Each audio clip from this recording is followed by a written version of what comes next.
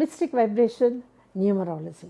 చాలామంది నన్ను అడుగుతున్న క్వశ్చన్, ఏ డేట్ ఆఫ్ బర్త్కి ఏ డెస్టినీ నెంబర్ ఉంటే బాగుంటుంది? ఇది మన చేతుల్లో ఉండదు. ఏ డేట్ ఆఫ్ బర్త్కి డెస్టినీ వైబ్రేషన్ ఉంటే బాగుంటుంది? ఇది మన చేతుల్లో ఉండదు. మేడం మీరు 7 చాలా బాగుంటుందని చెప్తున్నారు కదా, మాకు 7 బాగాలేదు కదా, ఇది మన చేతుల్లో లేదు. మేడం 4, 13 బాగుంటాయి అంటారు, మాకు బాగాలేదు, ఇది మీ చేతుల్లో లేదు. నెంబర్లు బాగాలేక కాదండి, ఇదంతా నెంబర్లు బాగాలేక కాదు. చెప్తాను కదండి, నెంబర్ ఒకటే ఉంటుంది. 4లో అద్భుతంగా అడ్మినిస్ట్రేషన్కి వెళ్ళగలిగిన వ్యక్తి ఉన్నప్పుడు, అదే 4లో సంపాదన లేని వ్యక్తి ఉంటున్నాడు. ఒక 4లో ఫారిన్ వెళ్ళి ధనాన్ని సంపాదించుకుని ఫ్యామిలీ స్టేటస్ని పెంచగలిగే వ్యక్తి ఉన్నప్పుడు, అదే 4లో తను ఏమీ సంపాదించడం చేతకాక జీవితాన్ని చాలించుకునే వ్యక్తులు కనపడతారు అందులో.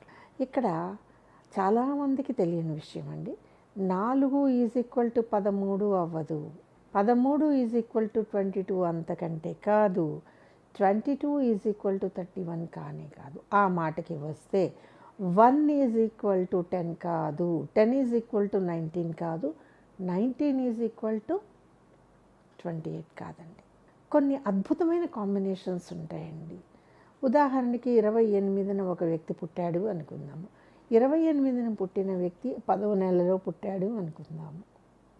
మనం లెక్కలు వేసుకున్నట్లుగా 28 కలిపితే 10 అయింది కదా అంటే ఇక్కడ ఈ లెక్క సరిపోయింది కదా, మిగతా లెక్కలు తెలియాలి. అతను పుట్టిన సంవత్సరము 1955, 1964, 1973 అయితే లెక్కలు ఒకలాగే ఉంటాయా? అస్సలు ఉండవండి.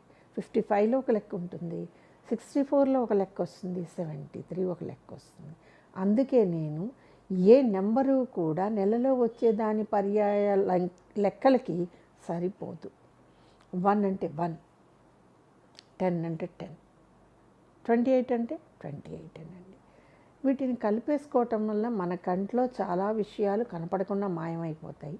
మెయిన్ ఇష్యూస్ ఏవి కూడా బయటికి రావండి. అందుకే లెక్క వేసేటప్పుడు మీరు 19 అయితే 19 అనే వేసుకోండి. నేను ఎప్పుడూ కూడా మీరు 5వ తారీఖున పుట్టారు, 5, 14, 23 మీ లక్కీ నెంబర్లు, మీకు పచ్చ కలిసి వస్తుంది, పచ్చ రంగు మీకు బుధవారం కలిసి వస్తుంది, మీకు ఎమరాల్డే పెట్టుకోవాలి, ఇలా నేను చెప్పను అనమాట. 5కి ఎమరాల్డ్ సరిపోకపోవచ్చు, 5కి పచ్చ రంగు పడకపోవచ్చు. ఇన్ కేస్ ఒకవేళ 5 మీకు పాజిటివ్ నెంబర్గా వస్తే మీకు పచ్చ పడుతుంది. దానికి దీనికి చాలా తేడా ఉంటుందండి. ఇక్కడ అందుకే అంటానండి, మీ డేట్ ఆఫ్ బర్త్ ఎనాలిసిస్ జరగకపోతే మీకు సరైన పేరు ఇవ్వటం కుదరదు. మీ డేట్ ఆఫ్ బర్త్ ఎనాలిసిస్ సరిగ్గా కుదరకపోతే మీకు పేరులో అక్షరం ఎక్కడ ఎలా ఉండాలి తెలియదు. మీ డేట్ ఆఫ్ బర్త్లో లెక్కలు నాకు తెలియకపోతే మీ పేర్లో మొట్టమొదటి అక్షరానికి ఏ వాల్యూ ఉంది, పని చేసే వాల్యూ అండి, మనం అనుకునే వాల్యూ కాదు, పని చేసే వాల్యూ ఏది ఉంది తెలియదు కాక తెలియదు. చాలామంది అంటారండి న్యూమరాలజీ డెడ్ ఈజీ అండి, ఎవరమైనా నేర్చుకోవచ్చు, ఎవరమైనా వచ్చి చెప్పేసేయచ్చు. Yes, carry on, go ahead. నిలబడరే, నిలబడాలి కదండి. ఎక్కడ నిలబడుతున్నారు?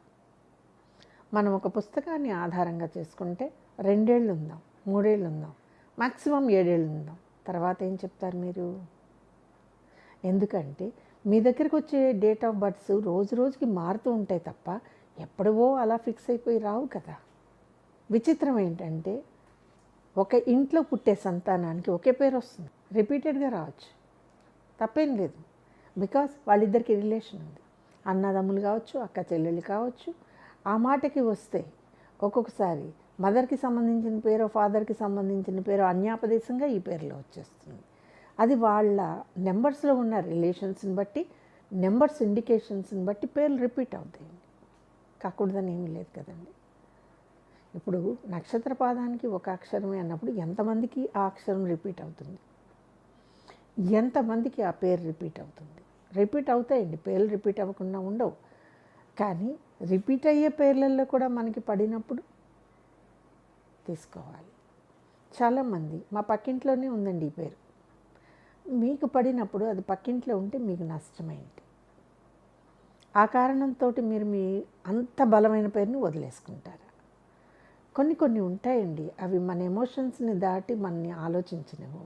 అటువంటప్పుడే తప్పులు జరుగుతూ ఉంటాయి. అర్థమైంది కదండి. సో నేమింగ్ అనేది wonderful process. Same time naming అనేది సంక్లిష్టమైన ప్రక్రియ. లెక్కలన్నీ వేస్తే అద్భుతమైన పేరు మీ సొంతం. లెక్కలు వేయకుండా బద్ధకంగా ఇస్తే ఆ పేరు పెట్టుకోవడం కూడా అనవసరం నా దృష్టిలో. ఈ వీడియో కనుక మీకు నచ్చినట్లయితే లైక్ చేయండి, షేర్ చేయండి, మా ఛానల్ని సబ్స్క్రైబ్ చేయండి.